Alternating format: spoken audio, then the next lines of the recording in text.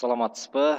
Анда эмесе сабагыбызды андан ары уланталы. Демек, азыр биз мурунку сабакта font style жана font weight боюнча карадык. Эми тексттин декорациясы, text decoration, text align жана text indent. 3 тексттин параметрин карап көрөлү. Анда эмесе баштадык. Демек, биринчиси text decoration. Бул башкача айтканда текстти сызуу болуп эсептелинет.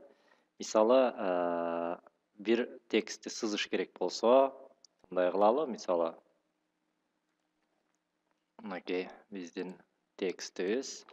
Ушул жерден кандайдыр бир текстти сызып көрөлү. Ал үчүн мисалы каалагандай бир текст алалы дагы ошол текстти сызып көрөлү.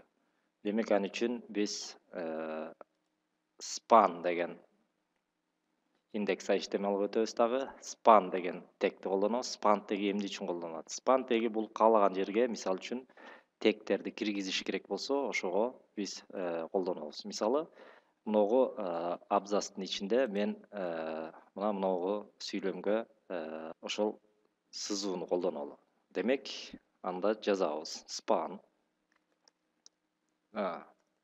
Бул дагы тег болуп эсептелинет. Ошондуктан span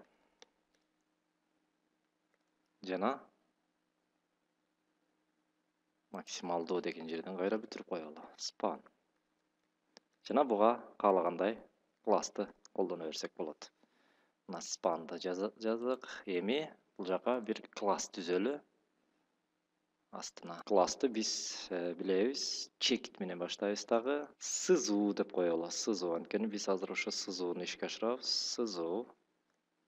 Чарчыгаша. Жана бул жака text decoration деп колдонобуз. Text decoration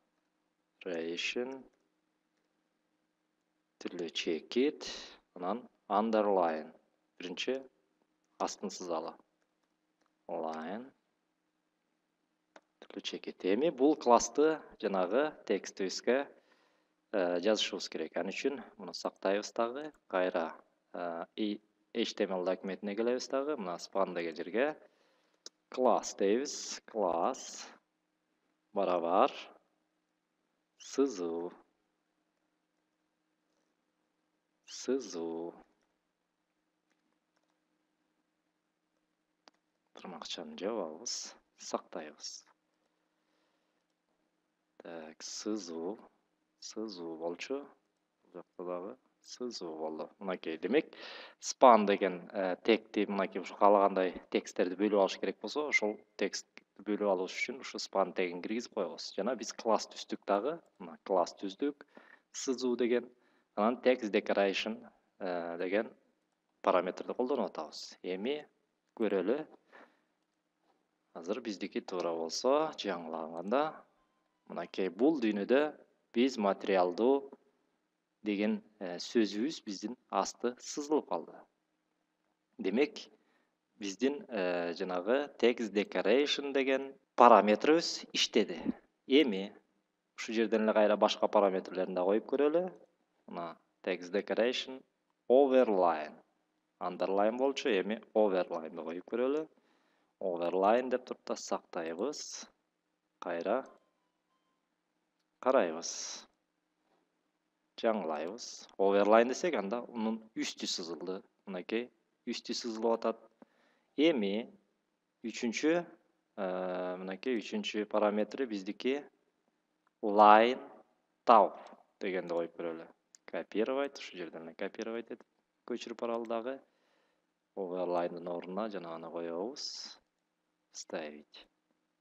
Line top. Сактайбыз. Анда бул тексттин өзү сызылып калат. Жаңылайбыз. Мына бул дүйнөдө деген сөзүбүздүн өзү сызылып калды.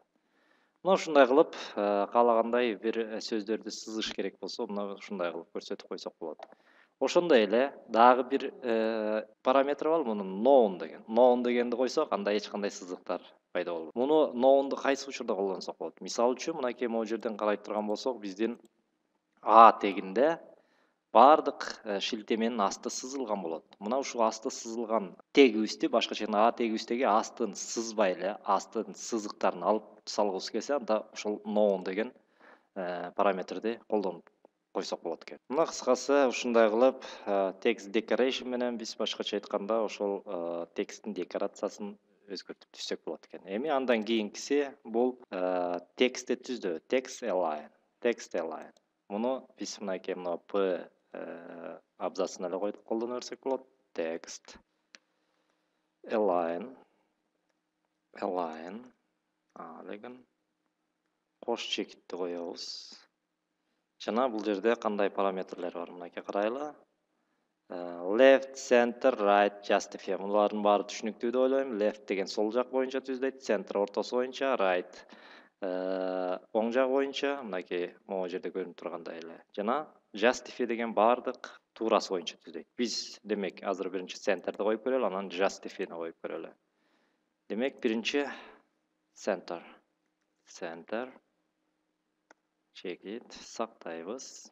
Эми коюп көрөлү. Демек биздин текстибиздин баарысы абзацтын ичиндеги ортосу боюнча түздөлүш керек.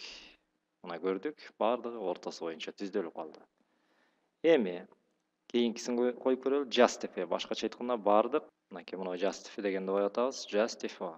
Башкача айтканда бардык туурасы боюнча тегиздеп көрөлү текстибизди. Сактадыкпы? Сактайлы экенбиз. Сактайлы. Мынакей эми жаңылайбыз. Мына бардык туурасы боюнча түздөлдү. Мына ушундай кылып text align менен биз текстти ар кайсы параметрлер боюнча түздөсөк болот экен. Жана акыркысы бул text indent. Жаңы сапча, красная строка орусча айтканда. Демек, биз жаңы сапчалардын ар бирин, башкача айтканда ар бир абзацты биз 20 пиксель же 25 пиксель кылып коюп көрөлү. Анда text indent деп жазабыз. Демек, киребиз документибизге, ушунун астына эле жазалы. Text indent түрлүү чекитти коём жана 25 пиксель деп коелу. Түрлүү чекит менен аяктайбыз, сактайбыз жана көрөлү. Жаңылай турган болсок, мына көрдүңүздөрбү? Демек, ар бир абзацыбыз 25 пиксельге жылды. Муну дагы көбүрөөк пиксель кылып койсок болот экен. Мисалы 25 эмес, 35 пиксель кылып көрөлү. 35 пиксель, сохранить. Жаңылайбыз. Мынакей 35 пиксель. Демек, ушундай кылып биз ар бир берилген абзацты эреже менен мынакей ушундай жаңы сапчадан баштасак болот экен. Мына замандашым буйруса бул тексттин же болбосо шрифт менен же текст менен иштөөчү бардык параметрлерди да карап чыктык. Демек, биз эмнени карадык? Font style, font weight, text decoration, text align жана text indent деген параметрлерди карап чыктык. Мына ушул параметрлерди сиз ар кайсы веб баракчаны түзүүдө, сайтты түзүүдө кеңири колдонсоңуз болот экен. Ушуну менен бул тексттерге, шрифттерге арналган сабагыбыз аяктады. Кийинки сабактан жолугушканча сак саламатта болуңуз.